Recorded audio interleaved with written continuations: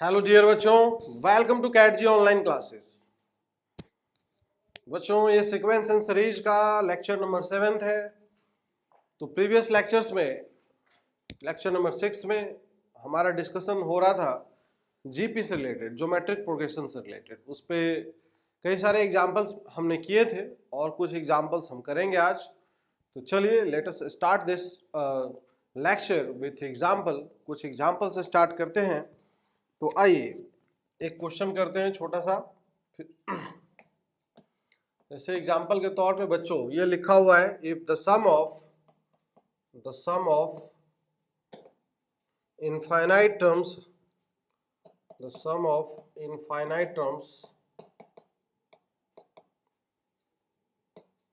of a GP is 15 and the sum of their squares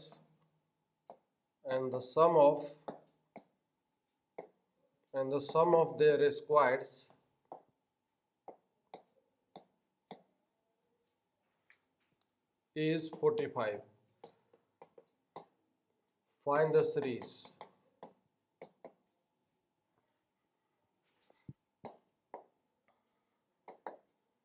series find out करना है, एकदम simple सा question है। आप इसको आराम से अटेम्प्ट करिए, बिल्कुल पेशेंस रखते हुए। क्वेश्चन में क्या गिवन है, क्वेश्चन को अच्छे से रीड करिए, आप समझिए, उसके अकॉर्डिंग एक्सप्रेशन लिखिए, सॉल्व कर डालिए। सीरीज निकालने का मतलब यह है कि अगर जीपी सीरीज में फर्स्ट टर्म और उसका कॉमन रेशियो पता चल जाए तो क्या वो कंप्लीट सीरीज हमें पता चल जाएगा बच्चों? सही बात है कि नहीं है? बिल्कुल सत्य वचन है। तो चलिए आप स्टार्ट करिए। ठीक बात है क्या? हाँ तो बच्चों आपने अटेम्प्ट किया होगा, वीडियो को पॉज करके। Now let us see the solution of this problem. इसका सॉल्यूशन अगर देखेंगे तो बोला ये जा रहा है क्वेश्चन में, the sum of infinite terms of a GP series is 15। तो एक मान लेते हैं एक जीपी सीरीज है, ठीक है, जैसे ए है, फिर उसके बाद क्या है, ए आर है, फिर उसके बाद क्या है, ए आर स्क्वायर है। इस तरीके से ये चल रहा है। डॉट डॉट का मतलब इन्फिनिटी है, सही है। अब इनफाइनाइट जीपी सीरीज का जो सम होता है उसका फॉर्मूला क्या हम जानते हैं, that is a upon 1 minus of क्या होता है, आर होता है। This is equal to 15। This is given as the first equation. Now इस सब का स्क्वायर का सम, तो ए स्क्वायर प्लस ऑफ क्या होगा, दिस इज ए आर का स्क्वायर होगा। फिर उसके बाद क्या होगा, this is A R square का स्क्वायर होगा। और इस प्रकार से ये चीज अगर इसका स्क्वायर का सम अगर करेंगे तो first term is A square, तो दैट इज यहाँ पे। और इस केस में अगर बात करें कॉमन रेशियो कितना है, आर स्क्वायर है ना, कॉमन रेशियो आर स्क्वायर हो जाएगा। तो ये हो जाएगा 1 minus of are square. This is given as 45। This is the second equation. Now see that, तो आप दो इक्वेशन और दो वेरिएबल्स है। वेरिएबल क्या है, ए और आर है। इस दोनों को सॉल्व करके ए और आर का अगर वैल्यू निकाल ले तो हमारा काम हो जाएगा। अब ए और आर का वैल्यू कैसे फाइंड आउट करेंगे, तो यहां से देखिए, आप किसी को भी एक वेरिएबल के फॉर्म में, मतलब एक को निकाल के दूसरे में पटक सकते हैं। चाहे फर्स्ट का स्क्वायर करके अगर दूसरे को डिवाइड कर दे तो भी काम बन जाएगा। चलिए यहाँ पे हम करते हैं, ठीक है, इस तरीके से। तो now see here, first square upon 2। तो यहाँ पे पहले इक्वेशन का स्क्वायर करेंगे तो ए स्क्वायर, और ये हो जाएगा 1 माइनस ऑफ आर का स्क्वायर अपॉन नीचे क्या हो जाएगा, this is A square upon 1 minus of are square होगा। This is equal to 15 into 15 upon this is 45 होगा। अब ए स्क्वायर से ए स्क्वायर कैंसिल आउट हो जाएगा। अब ये टर्म ऊपर की तरफ अगर जाएगा तो ये हो जाएगा 1 minus of are square upon 1 minus of are का whole square. This is equal to, अब यहाँ से देखिए 15 से ये अगर कैंसिल आउट होगा तो ये कितना आएगा, 3 आएगा, और ये इधर कैंसिल आउट होगा तो ये 5 आ जाएगा। तो दिस इज इक्वल टू 5।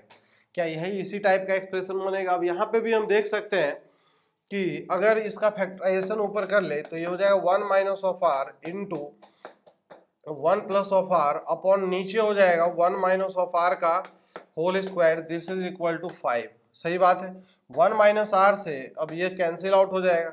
अब यहाँ पे 1 plus of r, this is equal to क्या हो जाएगा, ये कैंसिल आउट इसलिए किया है क्योंकि आर का वैल्यू 1 के इक्वल नहीं हो सकता, क्योंकि इनफाइनाइट जीपी सीरीज है ये, क्योंकि आर का वैल्यू कहाँ से कहाँ होना चाहिए, -1 से +1 के बीच में होना चाहिए।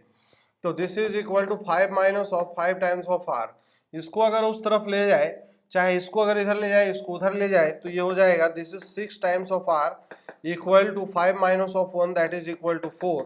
तो r का वैल्यू कितना आ जाएगा 2/3 आ गया है कि नहीं। देखो -1 से +1 के बीच में आ गया, इसका मतलब ये सही है। अब r का वैल्यू अगर आ गया है तो यहाँ पे a का वैल्यू हम फाइंड आउट कर सकते हैं इस एक्सप्रेशन में रख के।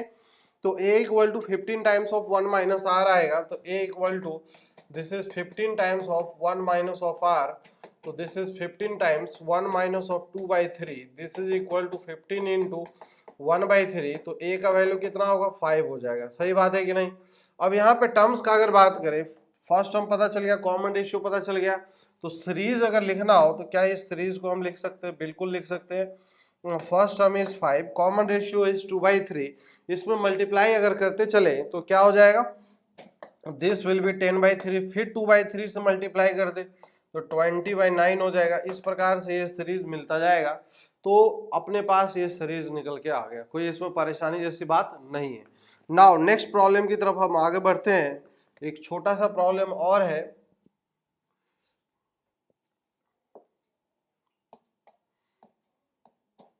एग्जाम्पल के तौर पे दिया गया है, use infinite series, use infinite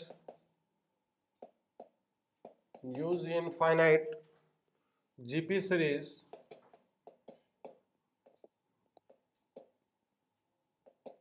series to compute the value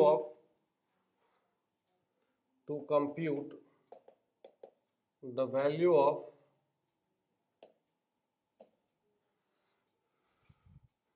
rational number corresponding to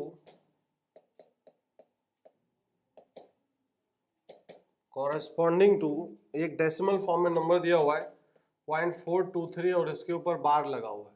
बार मतलब ये रेकरिंग है, ये बार बार रिपीट होगा।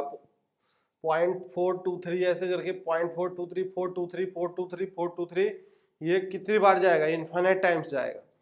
तो बोला जा रहा है कि इनफाइनाइट जीपी सीरीज का आपको यूज करते हुए इसका वैल्यू निकालना है। बाकी और भी तरीके होते हैं जो आप पढ़े थे बचपन में, आप पढ़े होंगे, उस तरीके से तो आंसर हम निकाल ही सकते हैं, बट यहाँ पे आपको निकालना है इनफाइनाइट जीपी सीरीज का सम यूज करते हुए। बहुत ही आसान प्रॉब्लम है, आप एक बार अटेम्प्ट करिए और कोशिश करिए इसको फाइंड आउट करने के लिए, ठीक है। तो ठीक है बच्चों, आपने अटेम्प्ट किया होगा, वेल एंड गुड, बहुत बढ़िया। अब देखते हैं हम इसका सॉल्यूशन कैसे इसको सॉल्व करेंगे, इनफाइनाइट जीपी सीरीज के सम में कैसे लिखेंगे।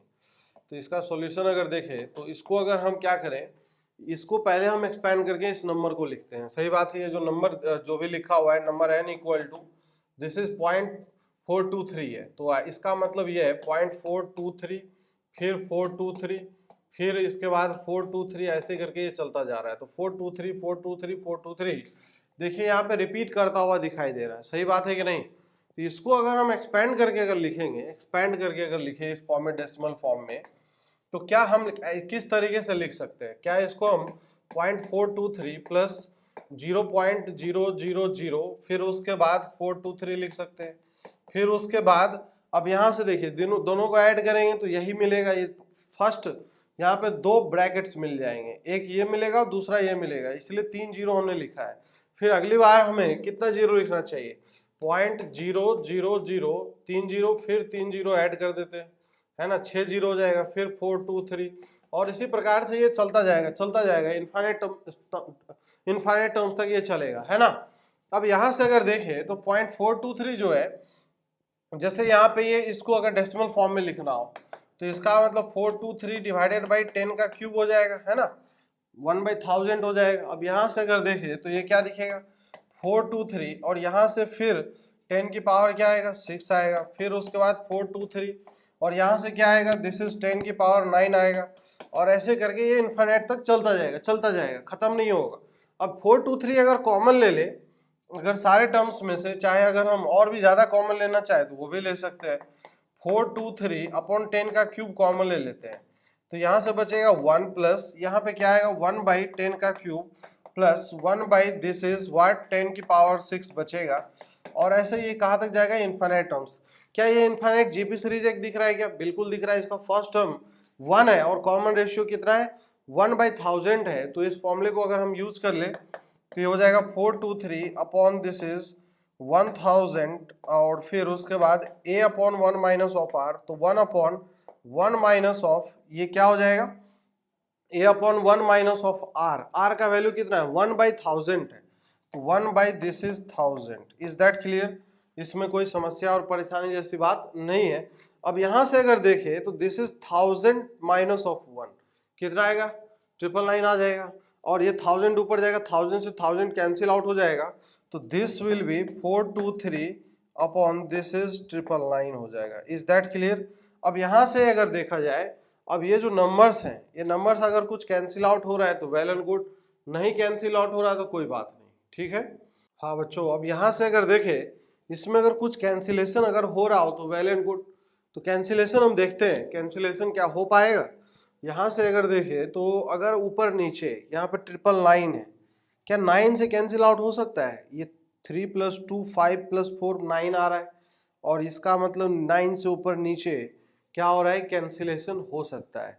तो ऊपर अगर डिवाइड करेंगे 9 से तो क्या आएगा, ऊपर अगर 9 से डिवाइड करेंगे तो दैट विल बी व्हाट, ये आएगा 9 4 जा 36 और कितना आएगा 663, फिर ये आएगा 7, तो ये हो जाएगा 9 7 जा 63 और नीचे कितना आएगा 11111 आ जाएगा, है कि नहीं 11111 आ जाएगा। तो यही एक नंबर है 47/111। क्या ये कटेगा? अब नहीं कटेगा, कोई दिक्कत की बात नहीं है। तो इसी प्रकार से ये जो नंबर है हमने इनफाइनाइट जीपी सीरीज का यूज करते हुए इसको फाइंड आउट किया है। सही बात है क्या? चलिए अब हम कुछ नेक्स्ट कैटेगरी ऑफ प्रॉब्लम पे मूव करते हैं। जैसे इनफाइनाइट जीपी सीरीज है, लेट्स सपोज दैट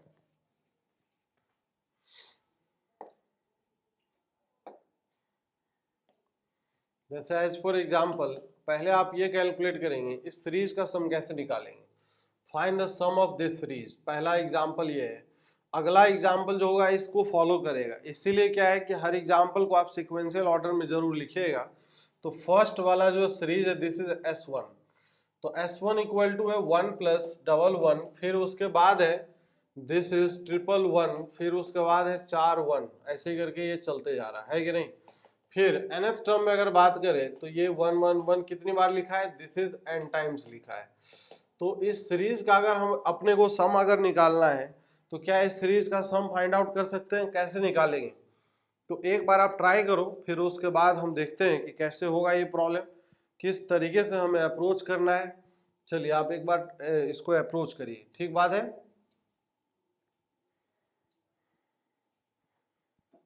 हाँ तो बच्चों आपने अटेम्प्ट किया होगा, well and good. Now let us see the solution of this problem. इसका अगर सॉल्यूशन देखा जाए तो सॉल्यूशन क्या होगा, तो उसके लिए देखिए क्या करते हैं, ये जो 1 है और 11 है और 111 है, इसको हम पहले 9 से ऊपर नीचे मल्टीप्लाई डिवाइड कर लेते हैं पूरे सीरीज में। तो इससे क्या फायदा होगा अभी देखिएगा, ये दिस इज 9 हो जाएगा, ये हो जाएगा 99, ये हो जाएगा 999, और फिर इसी प्रकार से ऐसे चलेगा। ये कितनी बार 99 आएगा, दिस इज 9 n टाइम्स आएगा, सही है। तो इस प्रकार से ये टर्म बन गया। अब नाउ सी हियर कि ये जो 9 है इस 9 को हम क्या लिख सकते हैं, इस 9 को लिख सकते हैं सर 10 की पावर 1 - 1, फिर 999 को लिख सकते हैं 10 का स्क्वायर -1, फिर अगला लिख सकते हैं 10 का क्यूब -1, फिर उसी के बाद फिर लास्ट वाला जो टर्म है 10 की पावर n -1 होगा, है कि नहीं। अब समझिए इसमें क्या है, ये जो टर्म है दिस इज 1/9 हो जाएगा, दिस इज 10 + 10 का स्क्वायर, अब टू कहाँ तक जाएगा 10 की पावर n तक जाएगा। अब ये 1 1 1 1 कितनी बार है n टाइम्स है, तो -n होगा, है कि नहीं।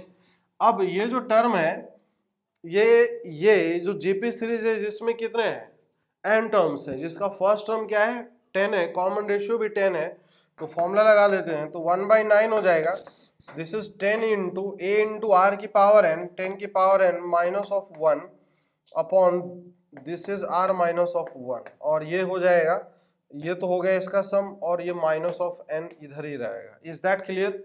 अगर हम 1/9 को अंदर मल्टीप्लाई कर दे तो कोई दिक्कत नहीं, चाहे ना भी करे तो कोई भी दिक्कत नहीं है।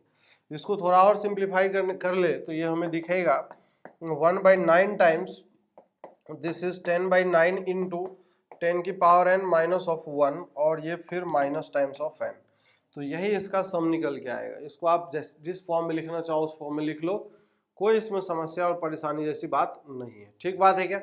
तो मेन क्या है इसमें, मेन फंडा ये है कि आपको यहाँ पे 999 999 इस टाइप से इस टर्म को क्रिएट करना था, जिससे कि ये ब्रेक करने के बाद इनफाइनाइट एक जीपी सीरीज में कन्वर्ट हो, है कि नहीं। इनफाइनाइट सीरीज यहाँ पर नहीं निकाल सकते क्योंकि सीरीज कन्वर्जेंट नहीं है, एन टर्म्स तक निकाल सकते हैं। कन्वर्जेंट का मतलब यह है कि सक्सेसिव ऑर्डर में टर्म्स का जो वैल्यू है, सीरीज का जो सम है, एक फाइनाइट वैल्यू की तरफ अप्रोच करे, है ना। तो यहाँ पे कॉमन रेशियो आप देख रहे हो, कॉमन रेशियो कितना है, आर का वैल्यू 10 है, तो ये कन्वर्जेंट सीरीज नहीं आएगा। तो दैट्स वाई ये सीरीज का जो सम है एन टर्म्स तक हमने इस तरीके से निकाल लिया है। नाउ सी हियर दूसरा जो एग्जांपल है S2 सीरीज, S2 जो सम है उसको हम कैलकुलेट करते हैं। आप खुद निकालिएगा, आप निकाल सकते हो।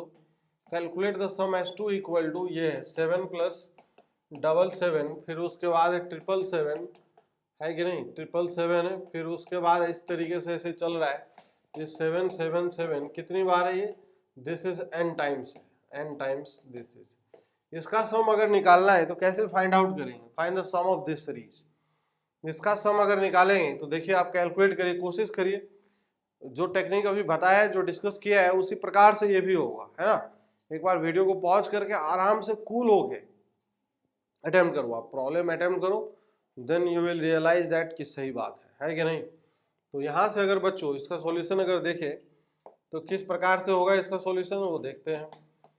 तो यहाँ से अगर देखा जाए तो अगर हम 7 बाहर निकाल लें सब में से, तो ये 7 बाहर निकाल लिए तो फिर ये क्या दिखाई देगा, 1 प्लस 11 फिर 111 और ऐसे करके कितनी बार जाएगा, 111 ऐसे करके चलता जाएगा, दिस इज n टाइम्स जाएगा। क्या ये क्वेश्चन उसी में कन्वर्ट हो गया जो अभी पहले किया है, क्या ये सीरीज S1 में कन्वर्ट हो गया है। तो इसका मतलब S2 इक्वल टू हो जाएगा 7 टाइम्स ऑफ S1, और S1 का वैल्यू अभी निकाला था हमने, S1 का वैल्यू कितना था, आप देखो इधर, यहाँ से देखो, यहाँ से 1/9, ये दिस इज द S1, यही है S1। तो इस S1 का वैल्यू यहाँ पे रख देंगे तो S2 इक्वल टू 7 टाइम्स 7/9 आ जाएगा आंसर, 7/9, और फिर उसके बाद 10/9 और ये 10 की power n minus of 1 minus of कितना आएगा, n टाइम्स आ जाएगा। This is the value of the S2 series. Is that clear, कोई इसमें समस्या परेशानी जैसी बात नहीं है। तो ये दो अलग टाइप के प्रॉब्लम थे जिसको हमने कर लिया है। एप्लीकेशन है, मतलब जीपी का एप्लीकेशन हमें और कहाँ दिखता है, बस हम ये सब छोटी छोटी बातें डिस्कस कर लिया आपसे, ठीक है। चलिए नेक्स्ट आगे बढ़ते हैं। जैसे क्वेश्चन और हम करते हैं, जैसे ये क्वेश्चन दिया हुआ है, एज फॉर एग्जाम्पल ये सीरीज है, find the sum up to infinite terms. Find the sum up to infinite terms मतलब ये निकालना है s equal to this is s/3/19, फिर 33 दिस इज 19 का स्क्वायर, फिर 333 अपॉन दिस इज 19 का क्यूब है, और ऐसे करके चल रहा है कि नहीं। अब ये डॉट डॉट का मतलब अपने आप है ये इनफाइनाइट टर्म्स तक, तो s इन्फिनिटी लिख देते हैं। तो इस सीरीज का आपको सम निकाल के बताना है कि इस सीरीज का सम क्या आएगा। एक बार आप कोशिश करो और निकालने का देखो, प्रयास करो, वीडियो पॉज करें, वीडियो को पॉज करके अगर हम इसको सॉल्व करें तो क्या आता है आंसर, आप एक बार निकाल के बताओ क्या आएगा आंसर। तो ठीक है बच्चों, आपने कर लिया होगा, वेल एंड गुड, बहुत बढ़िया। तो देखते हैं इसका सॉल्यूशन क्या आएगा, है कि नहीं। बहुत सिंपल बातें हैं। तो यहाँ से अगर देखें ये जो सीरीज है, ये देखो यहाँ पे 3 है, यहाँ पे फिर क्या है, 3 है, ये 3 है। तो क्या मन में आ रहा है, इसको 9 बनाने का मन कर रहा है। तो 9 बनाने के लिए इसमें अगर हम 3 से मल्टीप्लाई कर दे तो 3 times of s infinity is equal to क्या हो जाएगा, दिस इज 9/19 प्लस क्या हो जाएगा 99 अपॉन दिस इज 19 स्क्वायर, और फिर ये 999 अपॉन दिस इज 19 का क्यूब, और ऐसे डॉट डॉट मत चलते जा रहा है। अब यहाँ पे अगर देखें तो 3 times of s infinity is equal to ये हो जाएगा 10 माइनस 1/19, फिर ये होगा 10 का स्क्वायर माइनस 1/19 का स्क्वायर, फिर ये होगा 10 का cube minus 1 upon this is 19 का क्यूब, और ऐसे ये चलता जाएगा। सही बात है कि नहीं। और ये 3 times of s infinity is equal to ये हो जाएगा 10/19 प्लस दिस इज 10/19 का होल स्क्वायर, फिर क्या हो जाएगा 10/19 का क्यूब आएगा, और ऐसे करके ये सीरीज चलते जा रहा है ना। एक सीरीज तो ये बन गया, और माइनस टाइम्स अगर इसी में देखें, ये दूसरा वाला 1/19 स्क्वायर 1/19 का क्यूब, तो दिस इज 1/19 हो जाएगा, और फिर 1/19 का स्क्वायर, 1/19 का क्यूब, और ऐसे करके ये सीरीज चलता जा रहा है। सही है। अब यहां से देखो, ये एक अलग इनफाइनाइट जीपी सीरीज है, ये अलग इनफाइनाइट जीपी सीरीज है। क्या दोनों का सम हम अलग अलग निकाल सकते हैं? निकाल देते हैं। 3 टाइम्स ऑफ एस इन्फिनिटी, इसका सम निकाले तो a upon 1 minus of r, मतलब 10/19 ये हो गया। फिर माइनस टाइम्स 1/19 अपॉन 1 माइनस 1/19 हो जाएगा, है कि नहीं। अब यहां से अगर देखें तो 19 माइनस ऑफ 10 कितना आएगा? ये 9 आ जाएगा। सही है, 9/19 हो जाएगा, तो 10/9 आएगा। तो this series will come out 3 times of S infinity, तो दिस इज व्हाट 10/9 होगा। और फिर माइनस टाइम्स, अब यहां से देखें तो ये 19 माइनस 1 कितना आएगा? 18 आएगा, तो 1/18 हो जाएगा। तो दिस इज 1/18 हो जाएगा। Is that clear? इसमें कोई समस्या परेशानी जैसी बात नहीं है। अब यहाँ पे 2 से ऊपर नीचे मल्टीप्लाई अगर कर ले तो ये हमें क्या दिखाई देगा? 20 माइनस 1, 19 अपॉन 18, तो S infinity will be equal to this is 19/54। क्या यही आंसर आना चाहिए? ठीक है बच्चों, तो इस तरीके से क्या है कि हम क्वेश्चन को अटेम्प्ट कर सकते हैं। सही है। चलिए नेक्स्ट। अब क्या है कि जैसे जीपी से रिलेटेड कई सारे एग्जांपल्स हमने देख लिया वेरियस काइंड्स के, और भी बहुत सारे क्वेश्चन बनते हैं जो आपको सीट में मिलेगा। जब असाइनमेंट सीट आप करोगे, बुकलेट्स करोगे, तो वहाँ पे बहुत सारे क्वेश्चन मिलेंगे, तो वहाँ से आप अटेम्प्ट कीजिए। बाकी कॉन्सेप्चुअल क्लैरिटी क्लास में आपका होगा, है ना। तो चलिए नेक्स्ट, कुछ प्रॉपर्टीज और कुछ हाईलाइट्स ऑफ जीपी देख लेते हैं। कुछ highlights, some highlights of GP.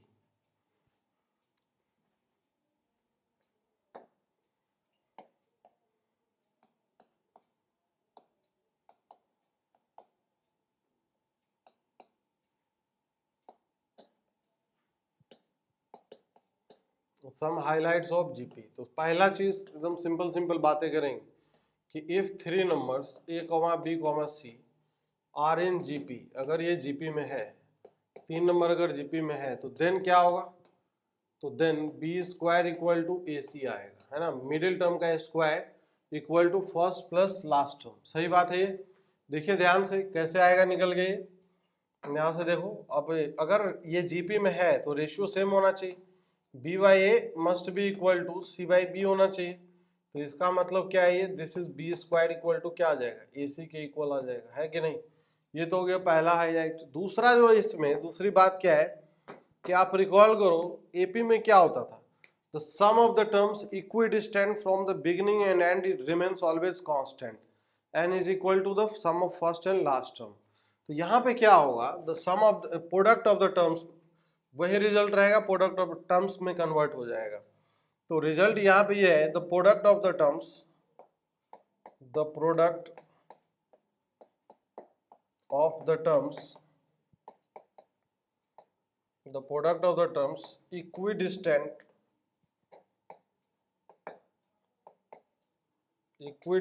from beginning and end, from beginning and end remains always constant।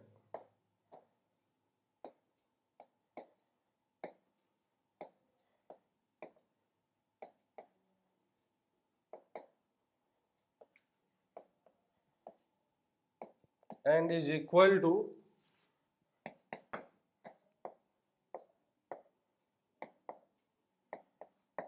product of first and last term।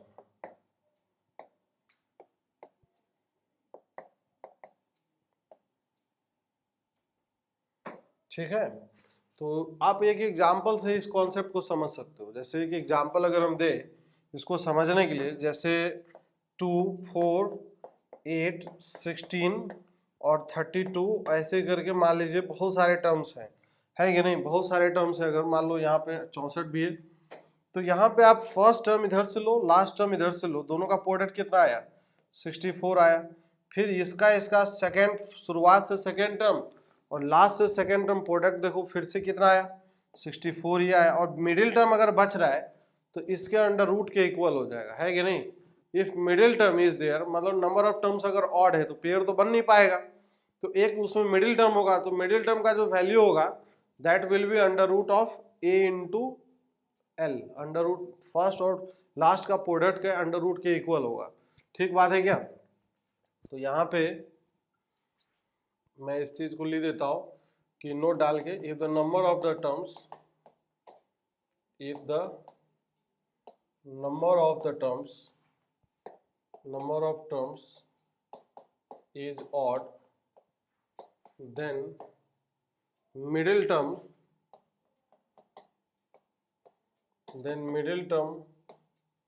is equal to under root of first into last, इसके equal आएगा। सही है, this is always true. क्यों ऐसा true है, why it is true? अब समझिए इसमें, इसके बहुत सिंपल से लॉजिक है। जैसे एज फॉर एग्जांपल ये T1, T2, T3 और ऐसे करके चल रहा है। मान लो ये Tm-1 है और ये इधर Tm है और इधर Tm+1 है और ऐसे करके ये कोई लास्ट टर्म है कि नहीं, और ये इसका मिडिल टर्म है। तो अब ये मिडिल टर्म है तो जितना दूरी पे लास्ट से ये है उतना ही दूरी पे लास्ट से शुरुआत से ये है। तो इसका मतलब इस दोनों का प्रोडक्ट, क्योंकि ये 3 नंबर जीपी में है तो ये 3 नंबर जीपी में है, तो अब हम ये चीज जानते हैं कि प्रोडक्ट ऑफ, समझिएगा ध्यान से, कि T1 इंटू एल मतलब last term is equal to क्या हो जाएगा, Tm-1 इंटू Tm+1 के इक्वल आएगा। सही बात है कि नहीं? तो अब यहाँ से हमें क्या समझ में आ रहा है कि ये तीनों टर्म अगर जीपी में है तो इसका मतलब Tm का square must be equal to Tm-1 into Tm+1 होना चाहिए। और यहाँ पे ये जो वैल्यू है this is equal to a into l के इक्वल है, मतलब फर्स्ट टर्म और लास्ट टर्म के प्रोडक्ट के इक्वल है। This is Tm-1 into Tm+1 के इक्वल है।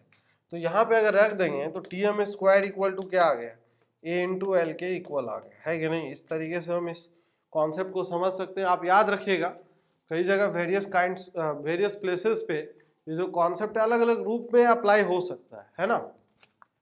नाउ हाईलाइट नंबर थर्ड, तीसरा जो हाईलाइट है इसमें, थर्ड हाईलाइट का अगर बात करें तो थर्ड हाईलाइट क्या है, सिंपल सा एग्जांपल है। थर्ड हाईलाइट में ये बोला जा रहा है कि अगर कोई टर्म जीपी में है, कोई एक सीरीज जीपी में है, उसका हर टर्म का अगर लॉग ले लिया जाए, लॉगरिथमिक अगर ले लिया जाए किसी भी बेस के साथ, कॉमन बेस के साथ, तो इसका मतलब वो जो सीरीज अब बनेगा लॉग लेने के बाद वो एपी में होगा, है कि नहीं? The logarithm of each term, the logarithm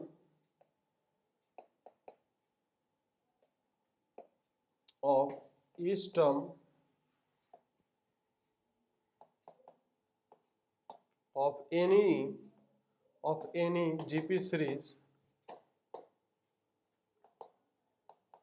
is arithmetic progression.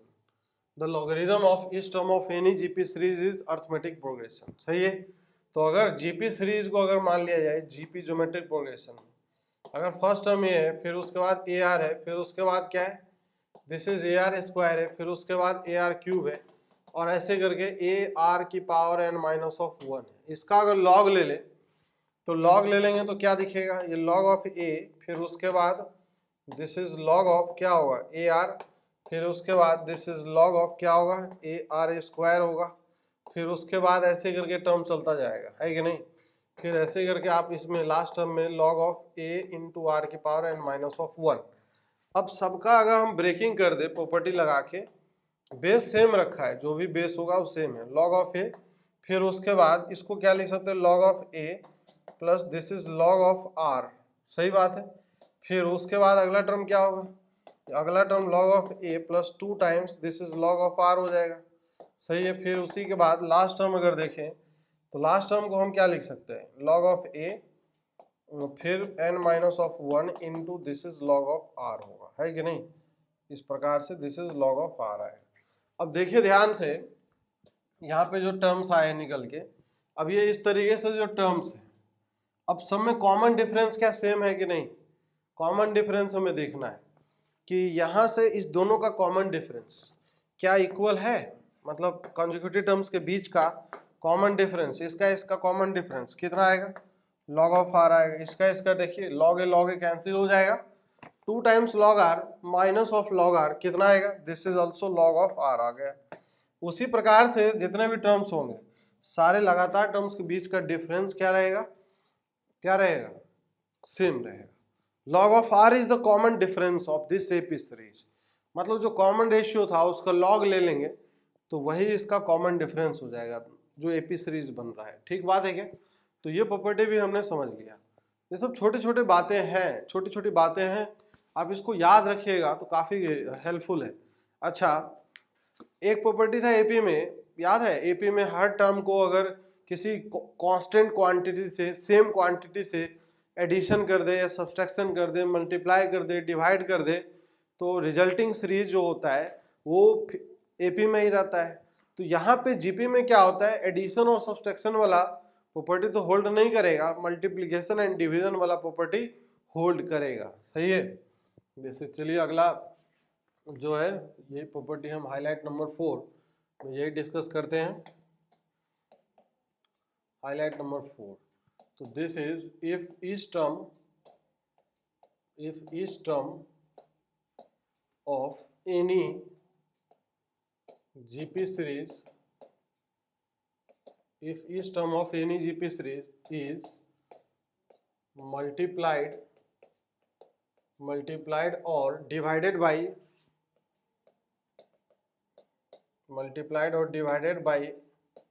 a same quantity,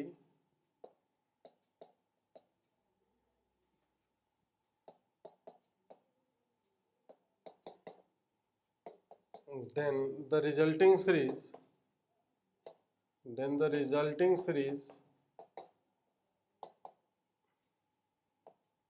is also in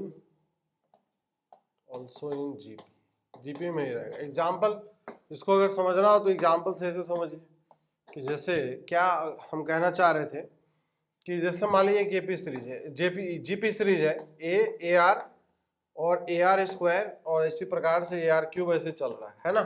ये कांस्टेंट क्वांटिटी के से अगर मल्टीप्लाई कर दे तो ये क्या हो जाएगा, के हो जाएगा, फिर के ए आर होगा, फिर क्या आएगा, के ए आर स्क्वायर होगा। यहाँ पे इस तरीके से चलेगा। अब अभी भी क्या कॉमन रेशियो सबका सेम है, इसका रेशियो कितना आएगा, आर के इक्वल आएगा, इसका रेशियो कितना आएगा सर, आर के इक्वल आएगा, रेशियो अभी भी आर के इक्वल है। तो ठीक है, इसका मतलब अगर मल्टीप्लिकेशन होल्ड कर रहा है तो डिवीजन भी होल्ड करेगा। ठीक बात है कि नहीं? तो ये एक छोटा सा प्रॉपर्टी था जिसको हमने जान लिया। बहुत ऑब्वियस प्रॉपर्टी है सब, इसमें ऐसा नहीं है कि कुछ बहुत अलग टाइप की भौकाल बातें हैं, बहुत सिंपल बातें हैं। बस आप चीज़ों को ध्यान में रखिए जब, क्योंकि क्वेश्चन जब आएगा कौन प्रॉपर्टी कब कहाँ लग जाएगा इसका कोई मतलब फिक्स नहीं है। क्वेश्चंस बहुत अलग अलग काइंड के क्वेश्चन बनते हैं जेई में। ठीक बात है क्या बच्चों? चलिए नेक्स्ट आगे बढ़ते हैं।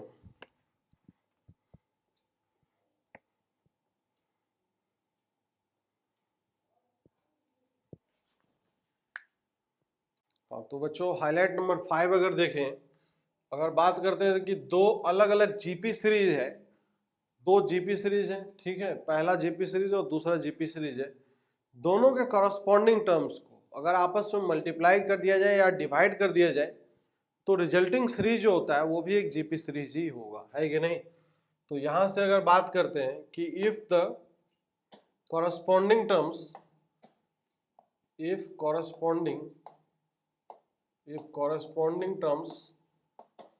corresponding terms of two GP series are multiplied or divided,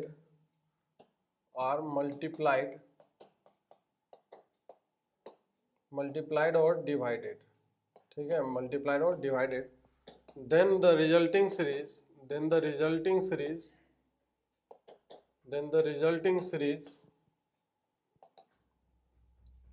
also